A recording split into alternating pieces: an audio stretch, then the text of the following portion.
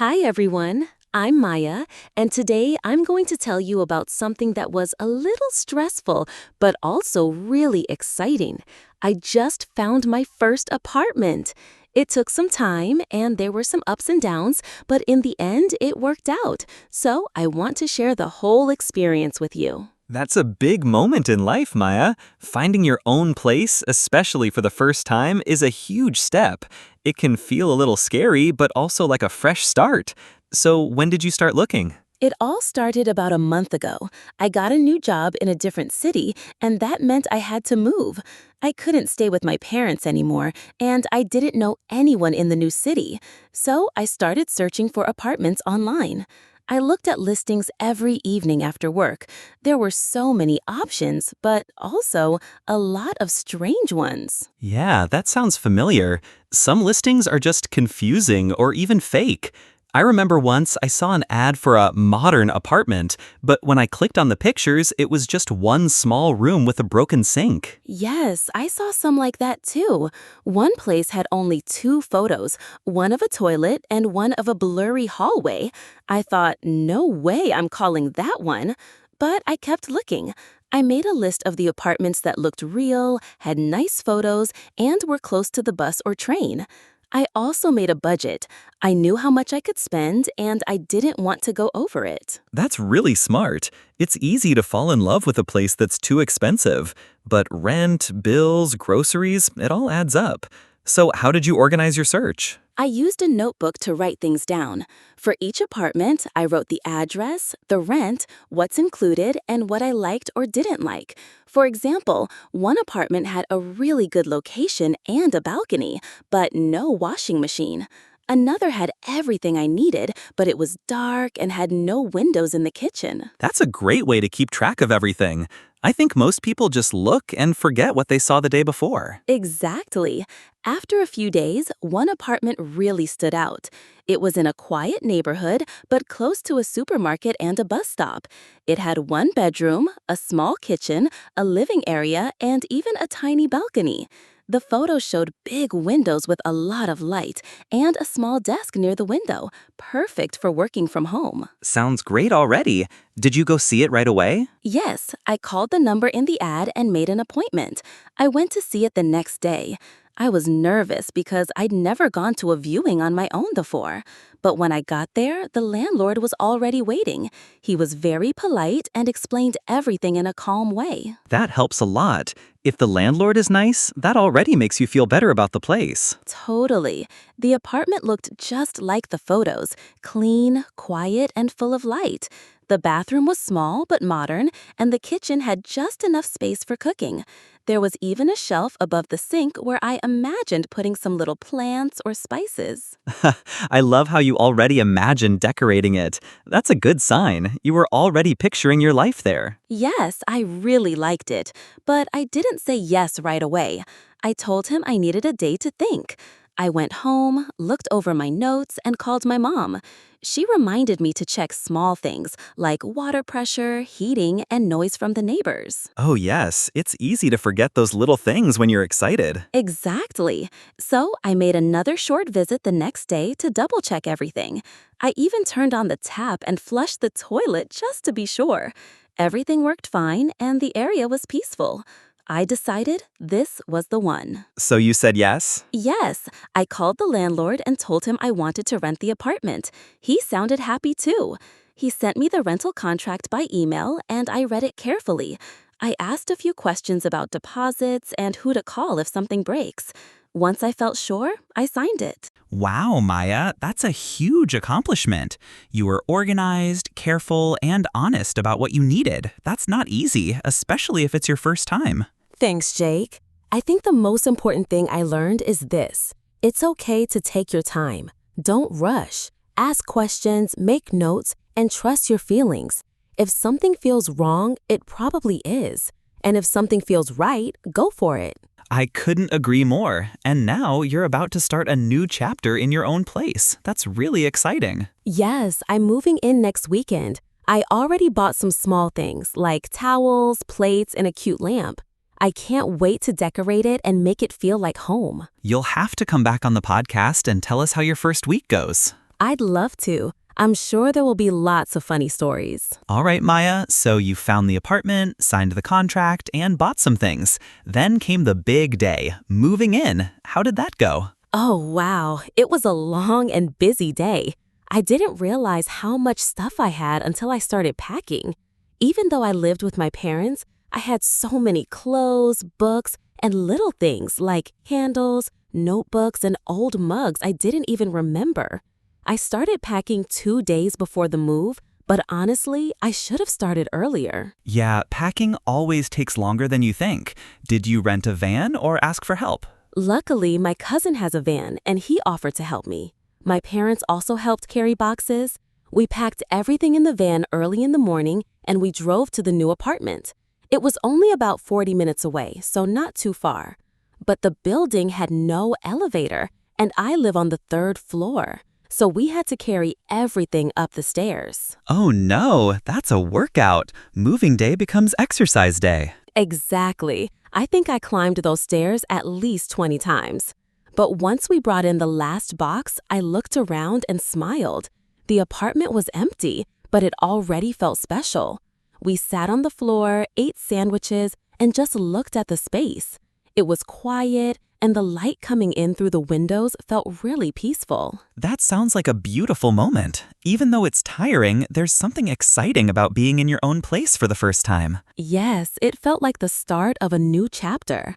After everyone left, I started unpacking. I didn't do everything on the first day, just the basics. I made my bed, put my clothes in the closet, and set up the kitchen with some plates, cups, and tea. What about furniture? Did you have everything already? Not really. I brought a few things from home, like a small table and a chair, but I didn't have a sofa or shelves yet. For the first few days, I sat on the floor with some pillows. It was kind of fun, like camping indoors. And I slept well, even though it was a little empty. Sometimes simple is nice. You can take your time to buy the things you really want. Yes, that's what I'm doing. I want to make the space feel like me, not just full of stuff, but calm and comfortable. I bought a small plant for the window, and it makes the whole room feel alive. I also put up a few photos of my family and friends. That helped me feel less lonely. That's a great tip, actually. A few personal touches can really turn a space into a home. Exactly. And I've started a little routine now. I wake up, open the windows, make tea, and play soft music while I get ready for the day. It feels peaceful. I never knew how nice it would be to have my own space. I can be quiet, or I can dance in the kitchen if I want to. Yes, that's the best part of living alone. You can do whatever you want. No one's there to say, turn down the music. True. Of course, I still have to be a good neighbor. I don't play music too loud or too late, but it's just nice to feel that freedom and responsibility at the same time. It sounds like you've settled in really well, Maya. I think your story will really help people who are nervous about moving or living alone for the first time. Thanks, Jake. I hope so. It's okay to feel scared in the beginning, but it's also okay to feel proud. Every day I learn something new. How to fix little things, how to cook better, how to plan my money. It's all part of growing up. And you're doing a great job. I think we all need to hear that it's normal to make small mistakes and learn as we go. Definitely. Like the first night, I forgot to buy toilet paper. I had to run to the store in the rain. But now I always keep an extra roll. I'm learning one step at a time. Okay, Maya, so you've moved in, unpacked, and started making the apartment feel like home. What was it like in the first week? Did it feel strange to live alone? Yes, a little bit. The first few days were quiet, almost too quiet. I was used to hearing people in the house, like my parents talking in the kitchen or the TV playing in the background. In my new apartment, it was just me. Sometimes I liked the silence, but other times it made me feel a little lonely. I get that. Silence can feel peaceful, but also a bit empty if you're not used to it. Did you find any ways to make it feel more comfortable? I started playing soft music in the background, just to have some noise. That helped a lot. I also kept the windows open during the day to hear the sounds from outside, the birds, cars, and even people walking by. It reminded me that I wasn't completely alone. And I began talking to myself a bit, which was kind of funny. Talking to yourself is totally normal. I think we all do it, especially when we live alone. Did you get to meet any of your neighbors? Yes, on the second day, I saw the woman who lives next door. She was coming home with her dog, and I said hi as we walked up the stairs together. She smiled and introduced herself. Her name is Lisa. We had a short conversation, and she seemed really friendly. That's great. Having a nice neighbor can make a big difference, especially when you're in a new place. Definitely. Lisa told me about the area, where the closest grocery store is, which bus is the fastest, and even a small park nearby that's nice to walk in. A few days later, she brought me some homemade cookies as a welcome to the building gift. I was so surprised and happy. Wow, that's so kind. It's nice when people take time to do something like that. It really made me feel more at home. I also started exploring the neighborhood by myself. I walked around, found a little cafe with great coffee, and even went into a bookstore.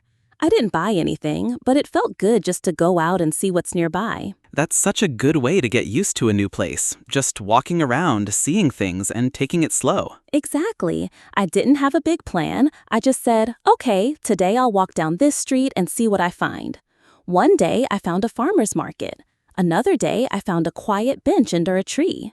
It felt like discovering small treasures. And it helps you feel more connected. You're not just living there, you're becoming part of the community. Yes, that's how I feel now. Of course, some days are still a little hard. There are moments when I miss home or when I wish someone was there to help me carry heavy bags. But I'm also learning that I can do a lot more on my own than I thought. That's the cool part. You start to trust yourself more. Even small things like fixing a light bulb or cooking a meal start to feel like victories. So true. The other day, I cooked rice without burning it for the first time. I was so proud of myself. I even texted my mom a photo. She laughed and said, "Now you're really an adult." I love that. Sometimes growing up is just learning to make good rice. Exactly. And I think that's what this experience is teaching me.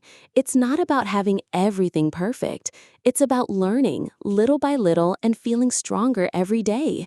And even if I make mistakes, it's okay. I'm learning how to take care of myself, and that's something no one can take away. So, Maya, it sounds like you've really been through a big experience, from searching for a place to moving in and now living on your own. How do you feel about everything now that a few weeks have passed? I feel proud, Jake. In the beginning, I was nervous. Everything was new. New place, new area, new responsibilities. But now I feel more confident. I wake up and think, hey, I'm doing it. I'm really living on my own. And that's a good feeling. It's not perfect, but I'm growing. I'm learning every single day. That's such a powerful feeling, to realize that you're capable. Were there any moments that were harder than you expected? Yes, definitely. I had one night where the power went out in my apartment and I didn't know why. I was scared and didn't know what to do. I found a flashlight on my phone and checked the fuse box. It turned out I had used too many appliances at once. I reset the switch and everything came back, but I was shaking at first. Oh, wow, that's stressful. But you figured it out. That's what matters. Yeah, in the moment, I felt scared, but after, I felt stronger. Like, okay, I handled that. I think that's the main lesson. Living alone isn't about having everything perfect all the time. It's about learning how to solve problems and staying calm when something unexpected happens. I really like that. You're not just living in an apartment, you're learning how to live, how to think for yourself, and how to handle life. Exactly. And I want to say something to anyone listening who is thinking about moving out for the first time. It's okay to feel scared. It's okay to not know everything. But believe me, you'll surprise yourself. You're stronger than you think. That's great advice. Is there anything you'd do differently if you had to do it all over again? Maybe I would have asked more questions at the beginning, like about the heating system, how trash pickup works, or what to do in emergencies. I also wish I had packed my boxes a little earlier. But overall, I'm happy with how things went. The most important thing is that I tried and I kept going, even when I was unsure. That's real life. Nobody gets it perfect, but we grow by trying. You've shared such a helpful story today, Maya. Thanks, Jake. I hope my story makes someone out there feel less alone. Moving out is a big step, but it's also the start of something wonderful.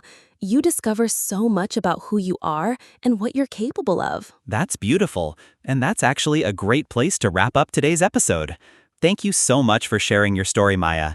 I'm sure a lot of people will feel inspired and maybe a little less nervous about finding their first apartment. Thank you, Jake. It was so nice to talk about this with you. And to everyone listening, thanks for joining us today. If you're preparing to move, or even just dreaming about having your own place someday, remember, take your time, ask questions, and believe in yourself. You've got this. Yes, and don't forget to enjoy the little things, your first cup of tea in your new home, your first dinner on the floor, or the first time you decorate a wall. Those little moments, they're magic. We'll see you next time, everyone. Take care and keep learning English one story at a time. Bye. Bye-bye.